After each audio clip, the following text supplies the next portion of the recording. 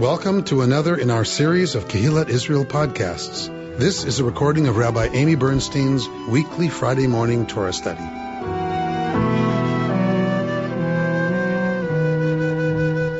So we're in a very famous part of Torah, and we are we're at the end of the book of Leviticus. We are in a double parsha, Behar-Bechukotai. For 2 years out of the 3 of the triennial, they are read together. So we're kind of in the, ending of one, beginning of the other. So kind of in the middle of the 2 of them. And the famous stuff that comes out of these parshiot, we're not going to read it this morning because it's not in our triennial, but I would be remiss if I didn't say what these parshiot are really known for. And they're really known for the laws around Shemitah. So around the 7th year where the land gets a sabbatical, and Yovel, the Jubilee. So that after 7 sets of 7 years, this should sound familiar to us from Shavuot, right? 7 sets of 7 days brings us to the 50th day, which is Shavuot. 7 sets of 7 years brings us to the 50th year, which is Yovel, in the Latinized version of that Jubilee, right? The Yud becomes a J, the vet becomes a bet, so Jubilee. Yovel, where the land reset and went back to the original owners. So this was the way that ancient Israel was attempting to address inequalities in the economic reality. Every civilization really, unless you're completely communist or pick another word, where like the early kibbutz system, everybody had nothing, like everybody had equal shares of nothing. Unless you're doing something like that, there are inequities, right? Truly, there are going to be inequities. And so Torah recognizes that. We've talked, about Yitzhak Greenberg's, covenant theology, and that the covenant accepts the world as it is and tries to move it closer towards what it should be, that's what the Jewish enterprise is all about, starting in ancient Israel. So this is the ancient Israelite attempt. Shemitah and Yovel are an attempt to reset the economic playing field so that those who have been disadvantaged for whatever reason, whether because they don't know what they're doing and their crops fail, or there's drought in their particular region, or they are ill and can't work the land, or don't have children because they're barren, whatever it is to reset that economic disadvantage, because it is not supposed to be permanent. And certainly this is a message we could be listening to a little bit. Robert's nodding, Mark's nodding, right? Because too much right now, we've accepted that the rich are going to get richer and the poor are going to continue to languish behind and continue to be disadvantaged in ways that poverty becomes generational. So I heard Biden speaking this morning as I was getting ready, and he was saying something about free community college. Like, it's not enough anymore to guarantee public education, free education for all Americans up to 12th grade. That now, to compete in the marketplace of the world, which is now, of course, our economies are all tied together, that to really compete in the marketplace of the world, in a global economy, our kids deserve and need at least 2 years of a community college paid for by the government. That it's just not enough for them to have any chance in this world, those who are disadvantaged, if they don't have at least 2 years of college. So, that's the kind of thing that Torah is thinking about, is how can we best help those who are disadvantaged so that it does not become generational? Because we know college changes the trajectory of generational poverty. The first generation to go to college can break the chain of poverty that has been in place for generations. I was the first one to go to college in my family. And my mother's family was destitute and would have been the same had I not had an education. So that's where Torah is coming from. That's where Shemitah and Yovel are coming from. There are other laws here in chapters 25 and 26, Behar-Bechukotai. Remember, we are in the holiness.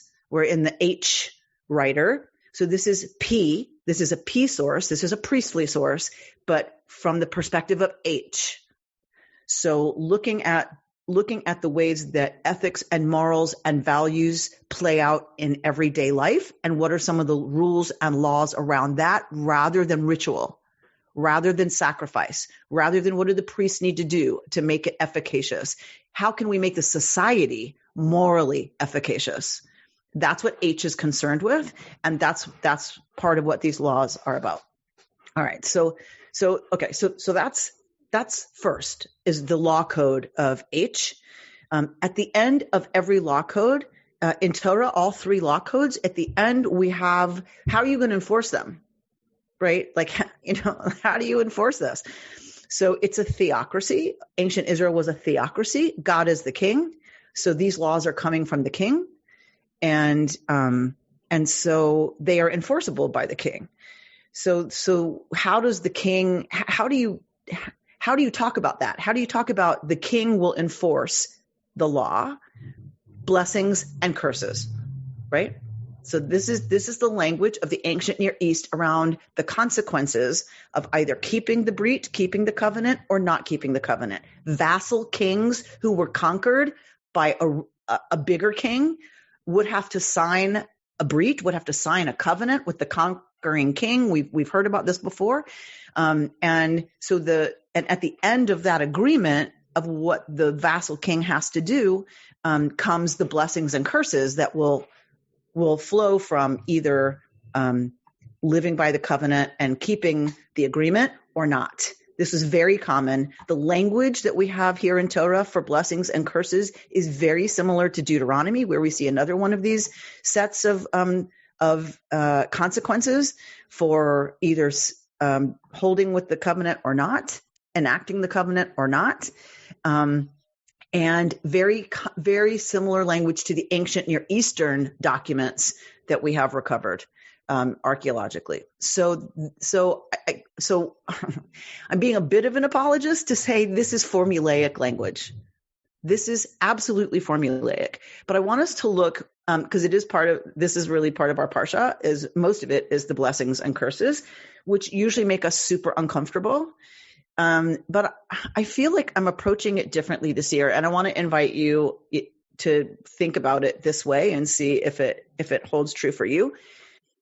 So we've seen before that the blessings and curses were given, if you remember, on 2 mountains, and blessings on one side, curses on the other, and the people are standing in between and kind of hearing, this is, if you go this way, this is going to happen, and if you go the other way, this is what's going to happen. And I kind of feel, and I know I'm jumping the gun. Usually I do it backwards. We do the text and then I talk like this, but I want to set up a context that's a little different than what I've ever felt before as we go into reading these things. And that is, I feel like that's where we are right now. Shemitah is about everything lying fallow for a year. Remember, this was an agricultural society. It meant everything in the economy stopped for a year. That was an enforced retirement from life as usual for a year. Now, there were many Israelites who were not going to be happy about that, right? There are many Israelites who are going to go, wait a minute, we are just living at the margins anyway. And now you're going to tell me I can't plant and can't harvest, and I'm going to give up 3 harvests or fruit, or whatever it is. Only the poor could come get what was growing on the land during Shemitah. I feel like that's where we are right now. Right? We have been forced into a year of not engaging with life and the economy the way we would want to. Now, many of us are very fortunate to have continued to have work, but work changed, right? Entirely. The things that gave us rewards at work, what else we got at work, how we did our job, what we were comfortable doing, all of it was upended and uprooted. For those who didn't work, it's like, okay, all the things you used to do were taken away. All the ways you used, not all, but a lot of the ways you used to relax, the ways you used to interact pleasurably with the world, they were taken away for a year. Bubby has been sitting in her room for a year. She couldn't go to the communal dining hall. Come on, people, come on. That right? That is not something most of us signed up for, right? I'm not saying there haven't been benefits. That's a different conversation. Shemitah comes with benefits, but it also comes with real sacrifice, and it comes with a disruption to how we're used to doing things. So I feel like Shemitah, I'm seeing it in a whole different way this year. I feel like we are right now coming out of Shemitah, and here are the mountains, right, on either side, blessings and curses. If y'all can take what you've learned from COVID, the healthcare inequities, the people who had to work on the front lines, even with no vaccine, and putting their own lives and the lives of their families because they lived in multi-generational situations, putting their family at risk, the people who had no access to real food because they live in a food desert and they couldn't take public transportation now to go get produce for their kids and their families, the people who didn't have access to the vaccines because they don't live near a pharmacy that has a vaccine, they don't have the internet to sign up for an appointment. COVID has revealed all of these deep inequities in our society. Black Lives Matter. Why did we see what was going on in the streets? Because it was shown to us over and over and over again, and still, that Black men are shot, starting with an air freshener on the rearview mirror. So they wind up dead, driving while Black. So those protests in the streets didn't come out of nothing. They came out of really confronting institutionalized racism that leads to death and torture. For George Floyd, it was torture, then death. So healthcare inequities, food inequities, inequities of those who had to be on the front lines, the inequities for, what institutionalized racism means in this country. We just saw Central Synagogue in New York announced Sheldon Zimmerman, rabbi of, huge status. He helped run the HUC. He ordained a lot of my colleagues in the Hartman program, has been found guilty of sexual abuse, lots of sexual abuse, including with a minor.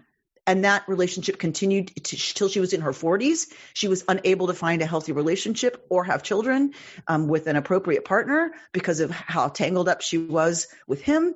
Right. And Jody's lifting up. So I'm talking about, right. Also, #MeToo is not over.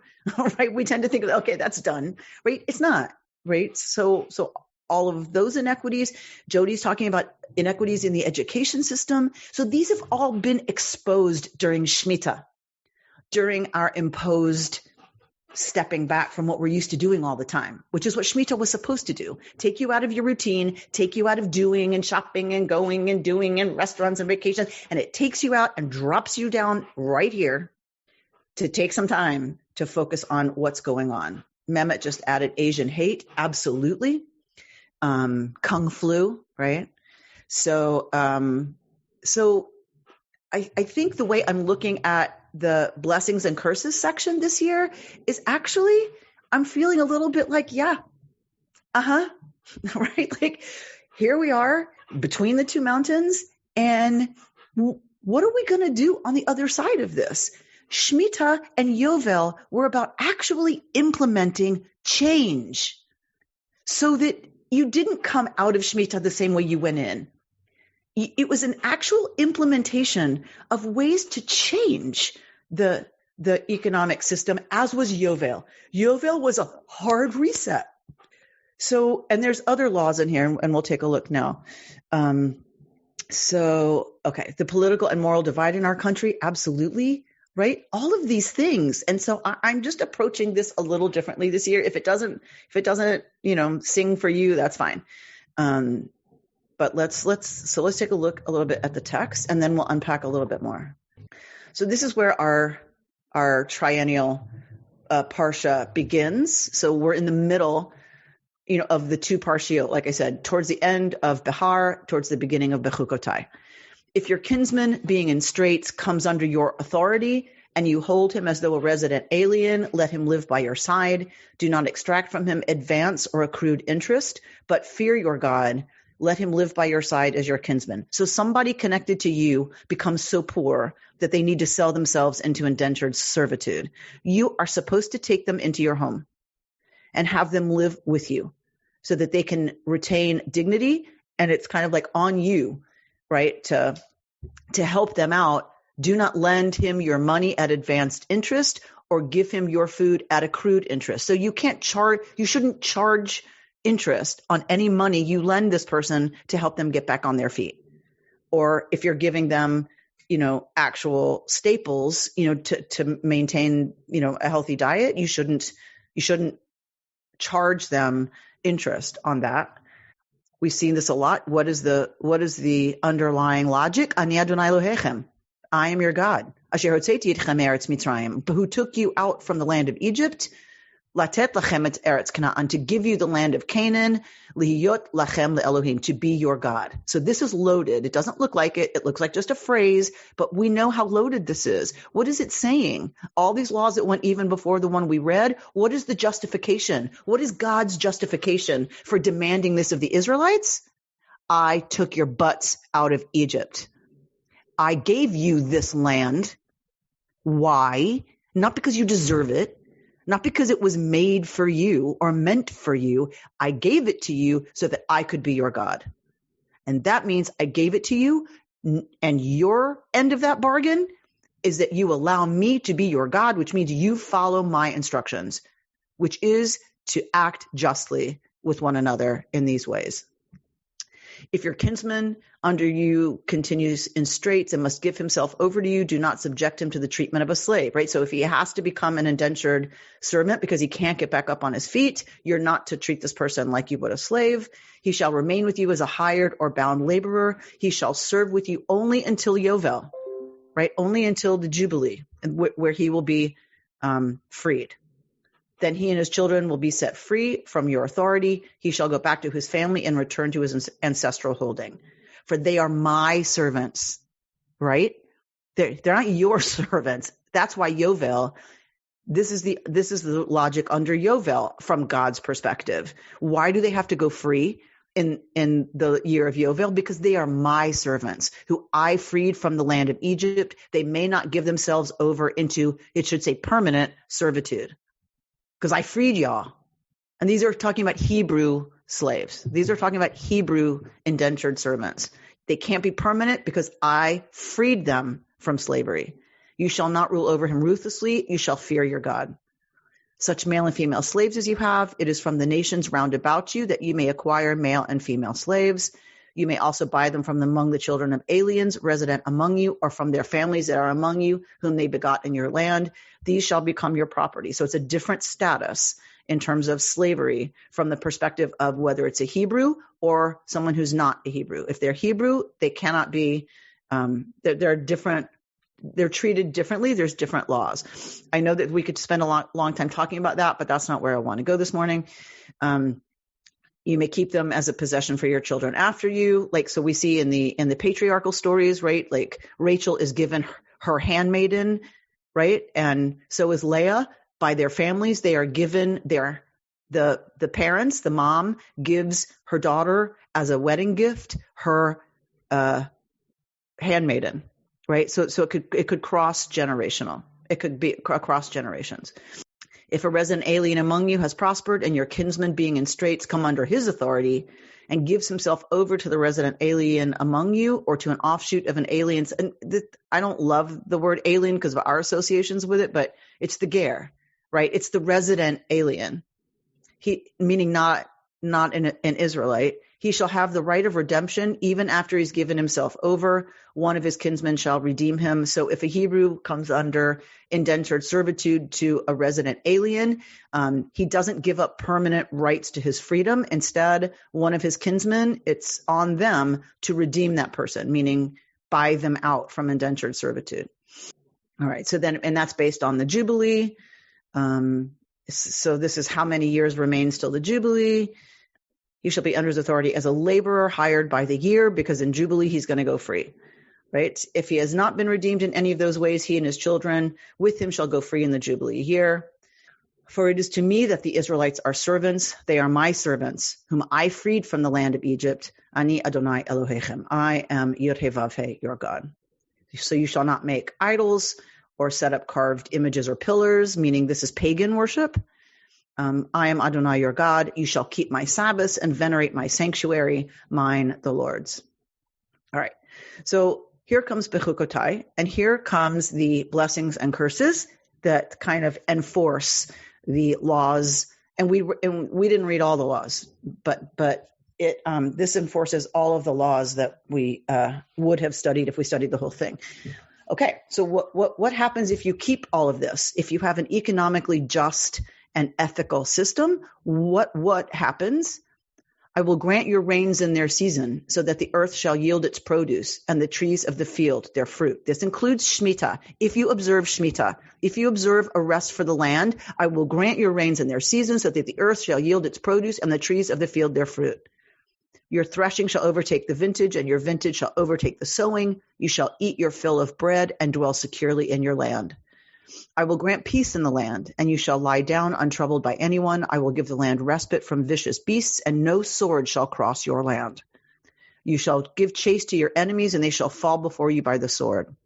5 of you shall give chase to 100, and 100 of you shall give chase to 10,000. Your enemies shall fall before you by the sword. Remember, in the ancient world, this was common, right? War was absolutely common. So we don't have to think of enemy as people coming at us with swords. Fill in the blank here, right? What are our enemies? What are the enemies of us being healthy, secure, happy, right? In good, secure relationship to our country folk. I will look with favor upon you and make you fertile and multiply you, and I will maintain my covenant with you. You shall eat old grain long stored, and you shall have to clear out the old to make room for the new. I will establish my abode in your midst, and I will not spurn you. I will be ever present in your midst. I will be your God, and you shall be my people. I, Yud-Heh-Vav-Heh, am your God, who brought you out of the land of the Egyptians, to be their slaves no more, who broke the bars of your yoke and made you walk erect. But if you do not obey me, and do not observe all these commandments, if you reject my laws and spurn my rules, so that you do not observe all my commandments, and you break my covenant, I in turn will do this to you. I will wreak misery upon you, consumption and fever, COVID-19, just kidding, which cause the eyes to pine and the body to languish. You shall sow your seed to no purpose, for your enemies shall eat it. I will set my face against you. You shall be routed by your enemies, and your foes shall dominate you. You shall flee, though none pursues. And if for all that you do not obey me, I will go on to discipline you sevenfold for your sins. So I want you to know, and I wouldn't know either if I didn't read, Dr. Kamiankowski's commentary, but there are 4 categories here, 4 stages in which Israel refuses to come back to the covenant. This is number 2. We had the first one up here. If y'all don't obey, then at 18. And if for all that, meaning after all this happens, you still do not obey me. So now they're being recalcitrant. I will go on to discipline you sevenfold for your sins. I will break your proud glory. I will make your skies like iron and your earth like copper, so that your strength shall be spent to no purpose. Your land shall not yield its produce, nor shall the trees of the land yield their fruit. Now here we go. Now here's stage number 3. And if you remain hostile toward me and refuse to obey me, right? So if all of that didn't work, I will go on smiting you sevenfold for your sin. I will loose wild beasts against you, and they shall bereave you of your children and wipe out your cattle. They shall decimate you, and your roads shall be deserted. And if these things fail to discipline you for me, so here we go, category number 4, or stage number 4, and you remain hostile to me, meaning if you still don't turn it around after all of this. People, look at India. Look at India. What is it going to take? What is it going to take? How much suffering and death? How many crematoria? What's it going to take for us to get it that this kind of economic inequality is right? Is like, really? Okay, anyway. I will bring a sword against you to wreak vengeance for the covenant. And if you withdraw into your cities, meaning you think you can be safe by going into your walled cities, I will send pestilence among you, and you shall be delivered into enemy hands. When I break your staff of bread, 10 women shall bake your bread in a single oven. They shall dole out your bread by weight, and though you eat, you shall not be satisfied. In Akkadian texts that we have, it says, may 100 women, bake and nothing comes out of it, essentially.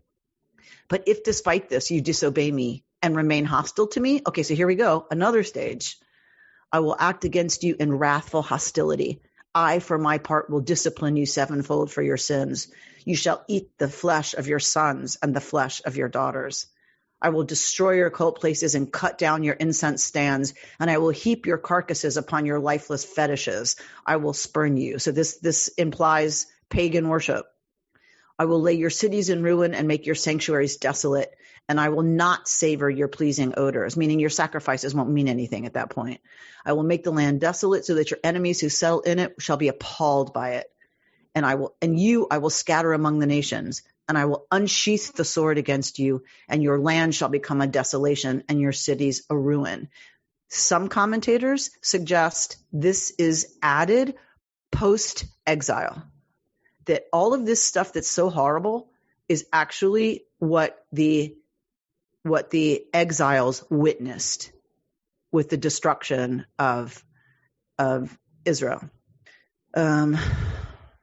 Then shall the land make up for its Sabbath years throughout the time that it is desolate, and you are in the land of your enemies. Then shall the land rest and make up for its Sabbath years. So y'all were not willing to stop working the land. Y'all were not willing to stop working so that the land gets a rest and the poor get to come pick up what's left. You weren't willing to do that. So all of this is going to happen. And then when y'all are in the hands of your enemies, exiled and in a foreign land, guess what's going to happen? The Sabbath, the earth is going to get its Sabbath.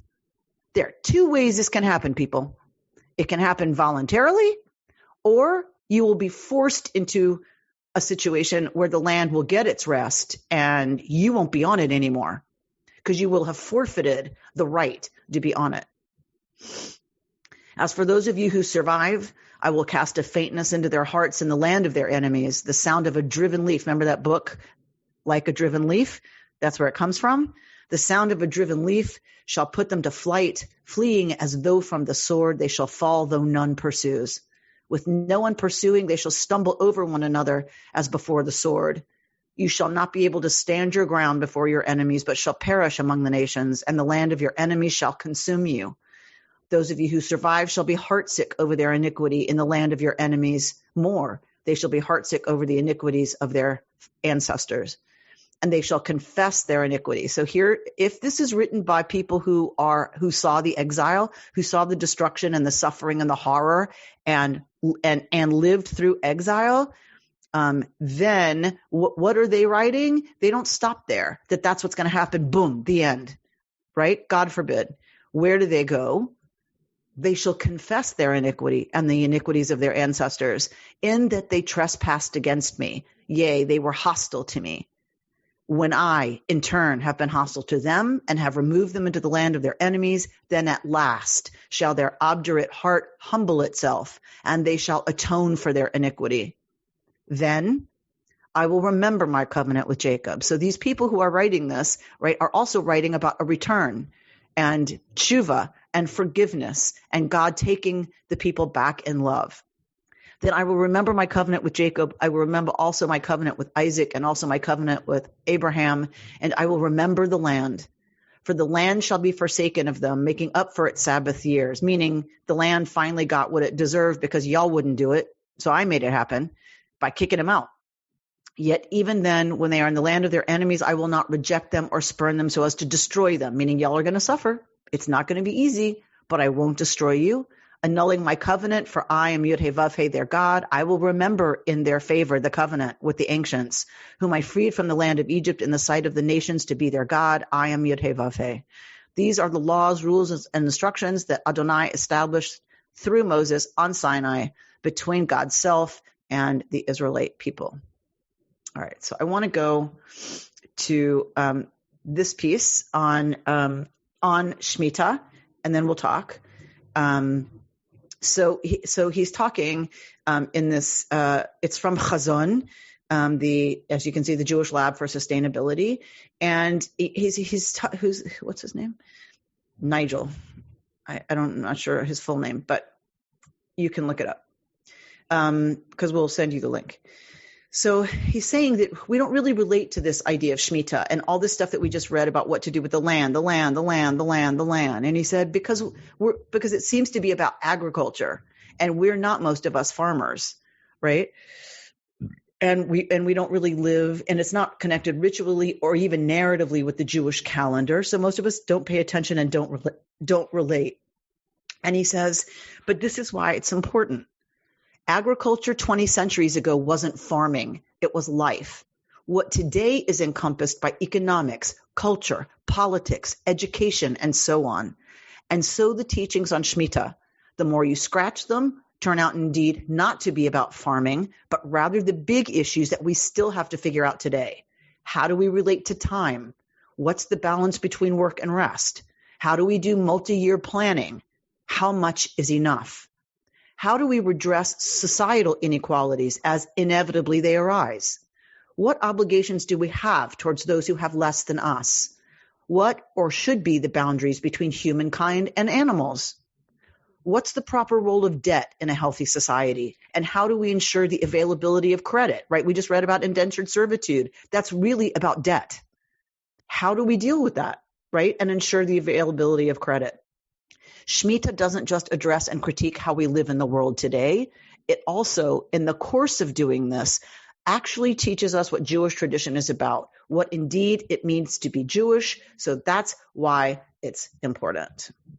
That it's not just about farming. You can take all of these things that we just looked at in terms of what the laws were about, and you can say we can translate that into other kinds of economic realities, or even like we talked about, education, sexual abuse, all from by people of power and people in authority.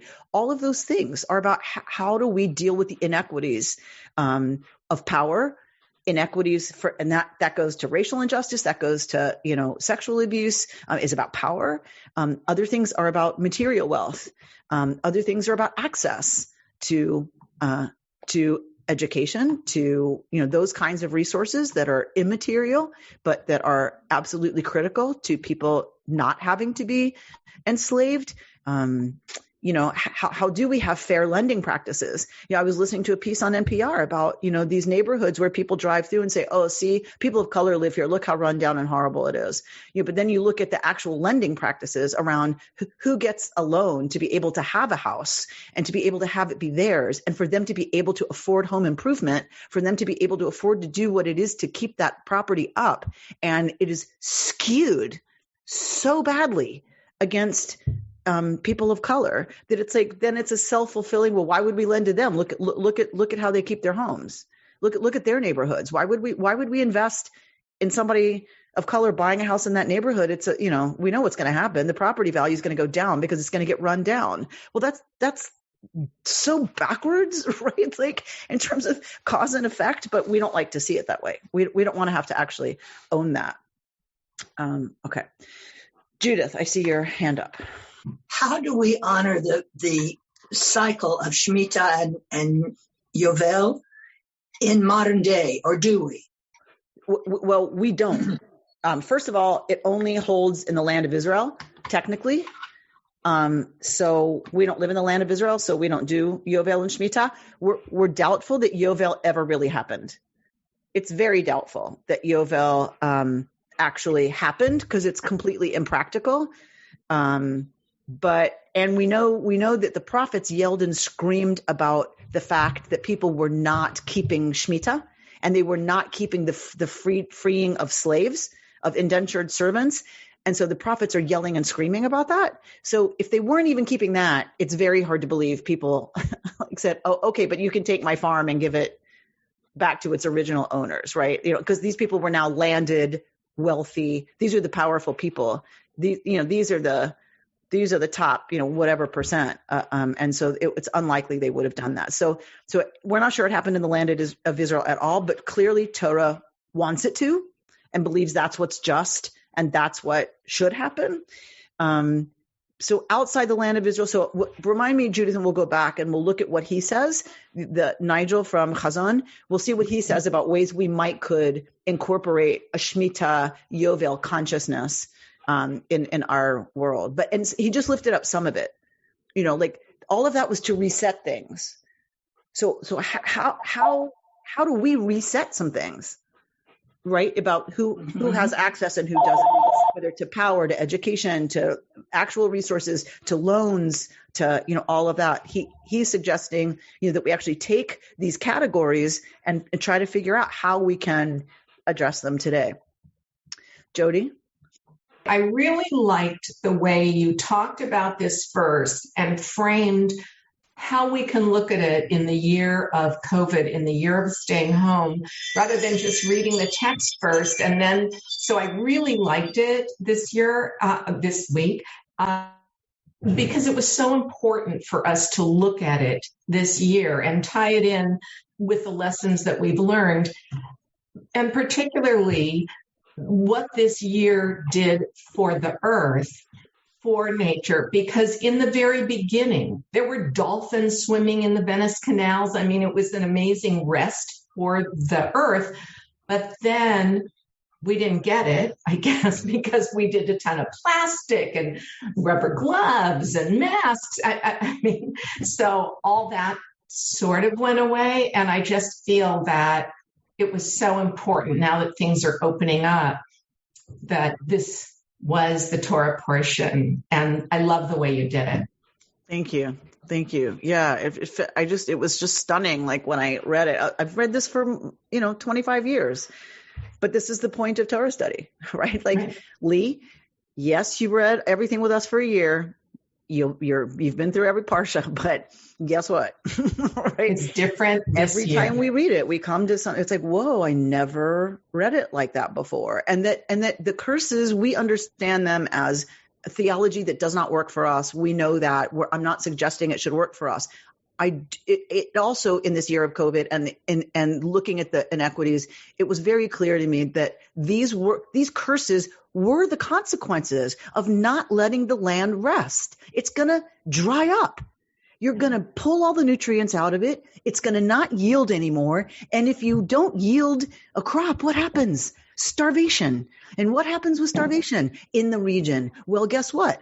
Instability, because people are going to push in, right? Because that's what happens everywhere. We know that. We know that when there's catastrophe, a natural catastrophe like starvation, that it causes war. We know that. And so as populations shift and move around, and so we know that that's a consequence. And that then how are you safe from the animals that are now looking for something to eat? And as we as moderns encroach on other creatures' land, there was a theory that, well, how do you think we got COVID? How do you think we got COVID? Is that we are now we're encroaching on bats, and all these wild species that and whether it's true or not doesn't matter. The possibility, it could be that it could have been that's what happened, and if not, that it will happen. That the more we encroach on these species that have been separate from us, the more vulnerable we are to the diseases that they carry. The more we cut down the rainforest, the fewer cures for things we're going to find that live there, because the species are being, of plants, of all kinds of things. We're decimating that. There's no reason to believe that any disease we got on this planet can't be cured by something on this planet. But we're killing our own chances. So I guess what I'm saying is the curses seem to me like even more than ever to be, yeah, that's right. That's what's going to happen. Right. See, we got it, that the planet got a break when we quit driving, right? The CO2 numbers, like how much the carbon in the atmosphere went down, was because we quit driving. But like you said, are we going to learn from that? Like, are we going to get it? Okay. Bert and then David. We don't accept this theology. So what do we do with it? Do we throw it out? Do we reconstruct it? That's one question. I just did. Did I not just reconstruct it? Well, I thought you threw it out. I thought as being caused by God. Yeah, but if God is everything, if God is all of this unfolding, and if God is part of nature and bigger than nature, well, nature's designed in such a way that if we keep screwing up like this is the consequence. That is of God, in that God is the one, God is part of all of this, and we're doing this to God. My second question, is this just about Shemitah, or is this Is what just about Shemitah? Well, all of these consequences. You framed it as if it's just about. No, it's about the covenant. It's about all the rules, including when your kinsman falls on hard times, right? Meaning, you're supposed to help them out. That's about, right, and not charge interest to them to help get them back on their feet. That was about loans, right? So maybe it's not our kinsman, but is it a fellow American? Yeah. I know we're not going to go into this now, but this, of course, does bring up the fact that sometimes bad things happen to good people and good things happen to bad people. For sure. And so the consequences are not always there. Right. But when bad things happen to good people who didn't deserve it, what are you going to do to help them? No, I understand that's a question. And do the good people who are poor and they didn't do anything to deserve this, when they get sick, are they going to have access to health care? If you who are fine and wealthy don't take care of that, then these are the consequences that flow from that, right? That we don't create a system where people who did nothing wrong can't access health care for their kids. All right. David, you wanted to say something? Amy, I was just thinking about the idea that Shemitah doesn't work in the United States. And I wonder what an endeavor it would be if this group came up with the top 10 things we could do to enact and make this meaningful in this kind of crisis time. I mean, forgiving debt over the impoverished, just comes to mind of so many people that are just suffering because their jobs have been eliminated.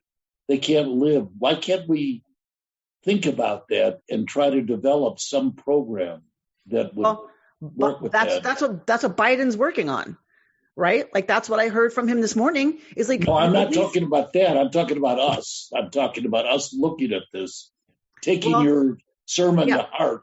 So, right, here are the 10 things we suggest. So here, you remember the Hebrew Free Loan Society? That's what I hear you talking about. What can we do? I think we can support organizations that are addressing this directly as direct service agencies. We can support candidates that we think take this seriously and want to hit a reset button and help reach out to those who are at the edges and the margins and are falling behind and are falling below the threshold that we find acceptable. I mean, I think, there's what can we as a group do Bevakasha, set up a meeting. Let's talk. Yeah. I'm up absolutely. for it. I'm up for it, but it's like, not doing that now, but we can, right? Amalinda, form a committee. In the WAMU show at Northwestern, which is student written, the whole show, it's like the Hastings Pudding show from Harvard. So I was in it all 4 years at Northwestern. And one of the songs that the audience of students loved and teachers, loved, was let's form a committee. It's the democratic way. Let's form a committee. Right. So, and it goes on and on about how, and essentially the closing line is, so we don't get anything done. All right. So somebody else. Can I make a quick comment? Yes. I mean, I'm part of Jewish Free Loan, and I was a long time ago, and I got reconnected about a year and a half or 2 years ago, and we are giving, free loans. I've donated generously, and we're still out there kind of keeping people in apartments, giving people these lifelines. So we're still there. We're called Jewish Free Loan. You don't have to be Jewish to get a loan. So it's still there. We're still going. That's great news. We don't need a committee. It's already there. And right. The other thing I think about is the, Pacific Palisades Task Force on Homelessness, who are doing a really incredible job of addressing the needs of people who have fallen into homelessness, with 2 social workers in a van and, really getting case histories and building trust, among those folks who, often don't trust and so won't get the help that they need. So these are all, ways that we can participate in supporting those who are doing the direct service work. And then we have to do legislative work. We have to be out there, like really not just voting for, but supporting with our money candidates who we believe are really going to take this stuff on, and see it as a priority and see it as their worldview, that this should happen. Because there are some people who don't think it should happen, right? That why should we give them handouts? Then they'll stay home, rather than come to work, which we heard this week, in response to the proposed stimulus is, they'd rather stay home, if they're going to get paid to stay home. So anyway, and I'm not saying there aren't real challenges. I'm not suggesting that. I'm not trying to be Pollyanna about this at all. All I'm saying is that we look at this Torah portion often and go, ugh, right? Blah. Like, I don't want to hear it. Like, yuck. That's not our theology, like Bert said. So just, should we just throw it out? It's like, no, because it still has power to teach us, because I think it's still true. I think it's absolutely true that if we don't take seriously the economic inequities, we are living in a society that is unjust. And if we participate that without any thought or any change to our behavior as a society, we are in deep trouble, people. And I'll go back for a second. Look at India. Like, how is that such a catastrophe? How is that happening? It's going to happen in Africa too. How? Because the inequities there are so deep. And look what's going to happen. It's just going to be an absolute catastrophe. And that can happen when you allow the inequities to become, or the divide to become too big. We shouldn't think we're too big to fail. And I think that's what Torah is saying, because this is not directed to the poor, by the way. Who is this directed at? This is directed at us. The Israelites who had power, the Israelites who had land, the Israelites who had wealth, the Israelites who had prestige, the Israelites who had connections, the Israelites who thought, oh, you know what, I'll just go to the Four Seasons. I'll be safe there, right? People in quarantine who went to their vacation home in the mountains in Colorado and just stayed there, right? That's who this is directed at. Don't think you'll escape it and you'll be fine. Yeah, go to your house in Colorado. Someone's going to come there at some point, right? And take that from you.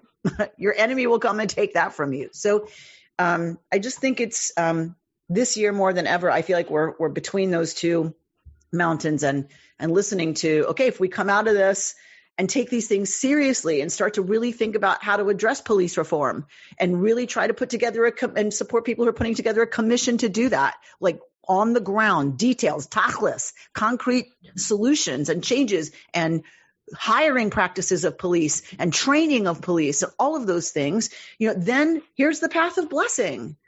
Here's what will happen. Things will be fruitful. If not, here's what's going to happen. There's going to be violence in the streets. It's not violent right now. I'm not saying that those demonstrations were violent, but if this continues, what do you think is going to happen? And rightfully so. Right? So, all right, I want to go to one more piece. And so Yehuda Kurtzer has this article, When is Idealism Idolatry? And he's talking a little bit how our passion for these causes. So I'm going to flip and go to the other side of people who want to make change. We can get pretty revolutionary about it, right? That we're like, all of it has to be, defund the police, or whatever our reaction is to all of this that feels revolutionary. That's a place to go. And then the other side feels just as clearly that their morals at like freedom from masks. You can't make me wear a mask because you're now you're tinkering with my freedoms. You're violating my rights and my freedoms. And then everybody locks in and gets more and more, polarized, right? And so Yehuda Kurtzer is talking about, he says, I understand where the extremism comes from. The instinct to act on behalf of justice is often born out of a sense of deep brokenness and the belief that the prevailing structures of power and authority are fundamentally misguided. Accordingly, it is believed that to promote incremental policy change without redressing the basic infrastructure that underlies the fabric of our societies, even if it creates temporarily better conditions, will not lead to societal transformation. The iconoclasm of extremism creates fear in the mainstream about the work of justice, even when its goals may accord with mainstream ethical sensibilities. So think about how people freak out about Black Lives Matter. They just freak out. It's anti-Semitic. No. The idea that Black men shouldn't be shot for driving while Black is not anti-Semitic. Is there some kind of relationship between the actual organization and some of its elements? And okay, fine, but not the mainstream ethical sensibilities of what we're seeing, right? With Black Lives Matter. But the iconoclasm of extremism creates that fear, right, in the mainstream about the work of justice. Okay. Even when people really believe people shouldn't be shot for being Black, they freak out when it feels like, it's extremism that's happening. And then that creates fear in the mainstream. And I think we are absolutely seeing that, I believe. He says, I believe there is important work to be done in bringing about justice in this world, both on concrete issues and in more conceptual ways. I also recognize that there are still times when justice can only be pursued through systematic revolutionary overhaul. But I am skeptical of the instincts in America and in Israel to do this urgent work of today against, rather than in concert with, the existing social and political infrastructure. And he's saying, this is his commentary on Behar-Bechukotai. He's saying that's the point of the Torah portion. Yes, we may need even radical change, but he's saying Behar-Bechukotai teach us that has to happen within the frame, right, of normative legal policies. Leviticus implicitly challenged the impulse to frame social activism over and against normative legal policies. He says, while the paradigm of Exodus as revolution is well known to us, right? Liberation theology, turn it all over, get the heck out of there, get out of the system. Here the Torah reminds us that this narrative must also inform how we live after the revolution by demanding that we create just laws for all members of our society. You can read the rest of this on your own. Obviously, I'm just lifting up a few points. One inherent risk in justice work is that we become convinced that it is through the adoption of our ethical ideals alone that society can be improved, rather than seeing that we must work together with others to discern how best to implement God's vision of justice through the norms we establish for our society. Meaning, and I hate to say it, because I also we have to work across the aisle, even with folks who refuse to wear a mask, I think is what Yehuda Kurtzer is saying here. Recognition of God's role in the work of justice demands of us great humility, as we cannot revel in our iconoclasm or stand on the periphery and hurl insults at others involved in shaping our societies. Rather, we must invest ourselves in the often slow and arduous process of improving our communities, listening carefully for the echo of the Exodus and the whispers from Sinai pulsing across space and time. So yes, revolution, sometimes that energy is called for, and we were familiar with that from the Exodus, but we have to listen carefully for the echo of the Exodus and the whispers from Sinai pulsing across space and time, including our parsha this week, our parshiot this week.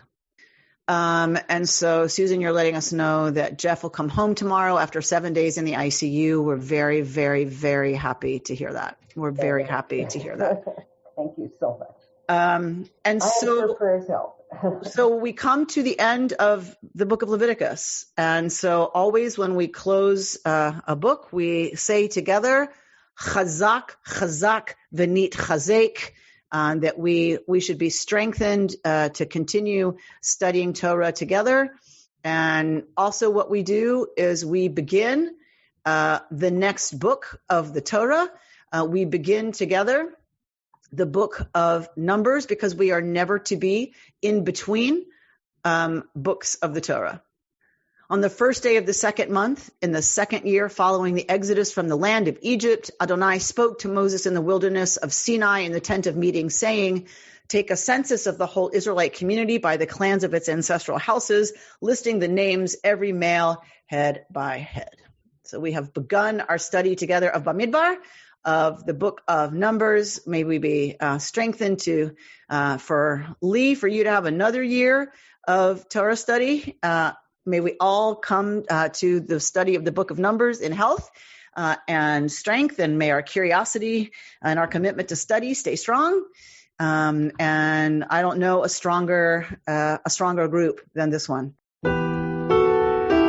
You've been listening to Rabbi Amy Bernstein's Friday morning Torah study from Kehillat Israel in Pacific Palisades, California. For more information, go to our website, www.ourki.org.